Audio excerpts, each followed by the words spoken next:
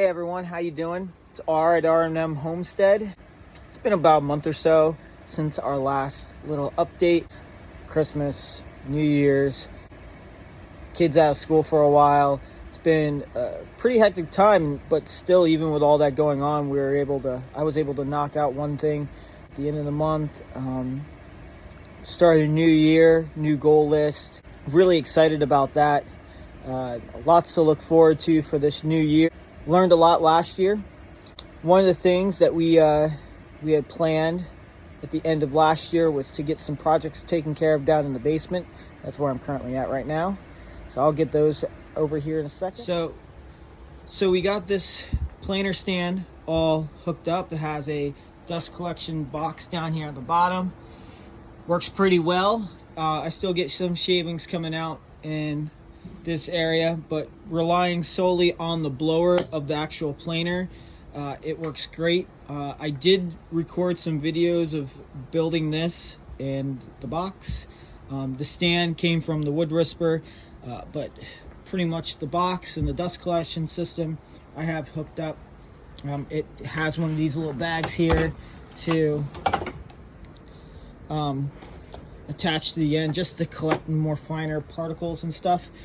So that works great. It's on wheels, so I can move it in and out of my way. And since that is now on wheels and my joiner is now on wheels, getting some more mobility in the workshop. Mobility is a premium. And then after I was done with those two, I ordered some Bora shelf racks, and I moved my entire wood pile that was pretty much spanning this entire area here, about almost up to my hip, is now right there. There's only one board left because I'm already probably pushing the weight limit of everything, but it's fairly organized. I have cherry at the bottom there, and then I believe that is spalted maple, walnut, poplar, pine, and then cherry mixed in with everything. And this has some ash up here as well for the Lego table, or the gaming table that I'm going to be making. It's always good to have more wood than less wood, but the goal is to start using some of that now that I can see what I actually have and can use, to start getting that taken care of. I just have some plywood up there. Another project I'm thinking about adding to my list is a mobile scrap cart and plywood cart. I've seen like an 8-foot version that's on wheels. I may or may not do that. I'm not entirely sure yet, but it's now accessible. All my wood here and my wood back there, I still have to do some digging out. This is probably going to be repurposed for something else, but we're getting more shop space, and more shop space allows me to work better and easier. So the next project that I'm going to be working on, I'm going to be starting on here, and as soon as I'm done at getting this video taken care of, is my table saw cart. Now this will be on wheels. Not sure if I'm going to leave these sections here as drawers or just leave them as shelves. I don't care about that right now. The main goal for me is to get this built. It will be on a separate stand here.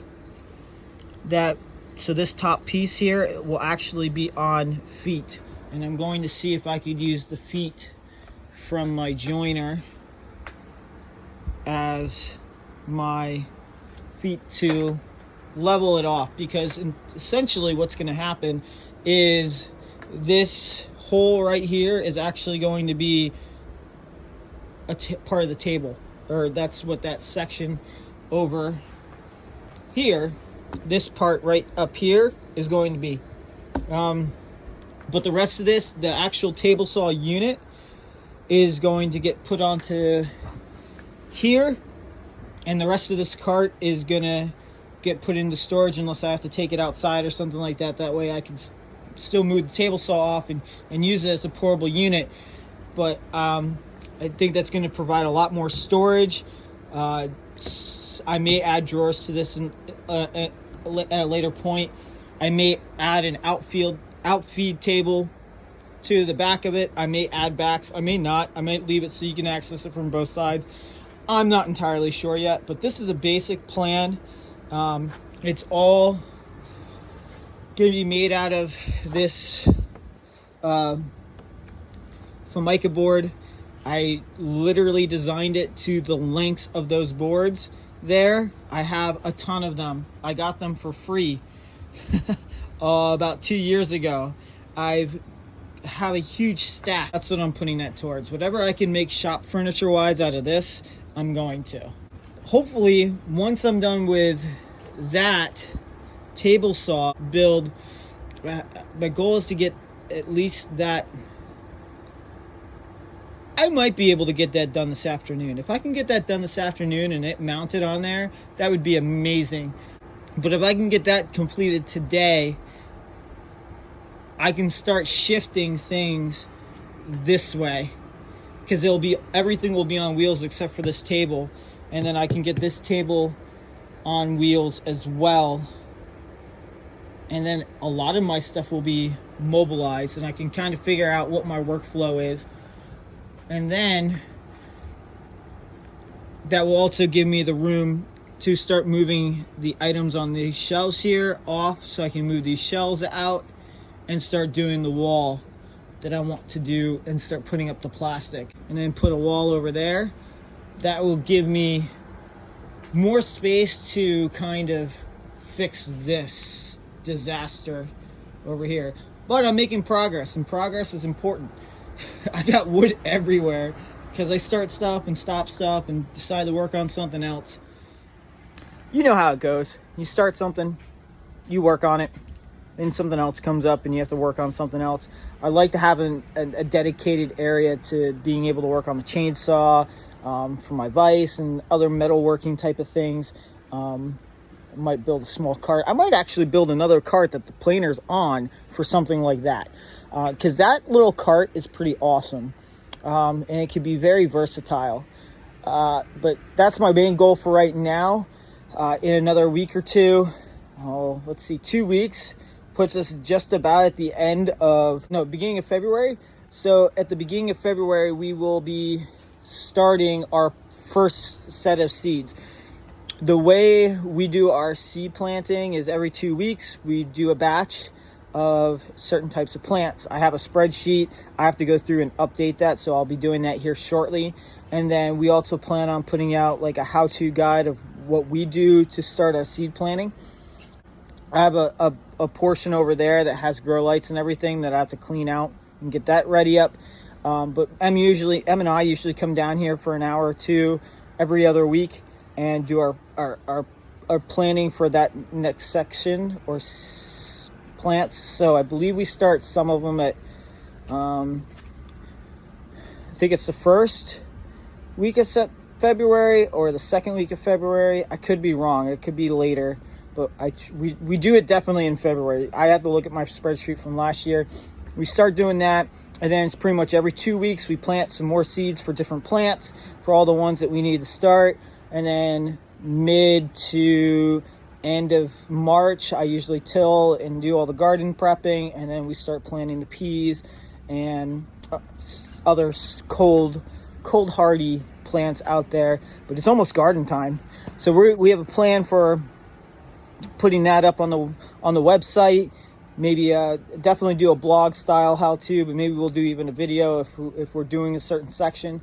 I'm planning that to be 3 different parts. One for actually like prepping, getting prepared, one for the planting of the seeds and pretty much the daily checks that we do, and then transplanting and hardening, or hardening and then transplanting.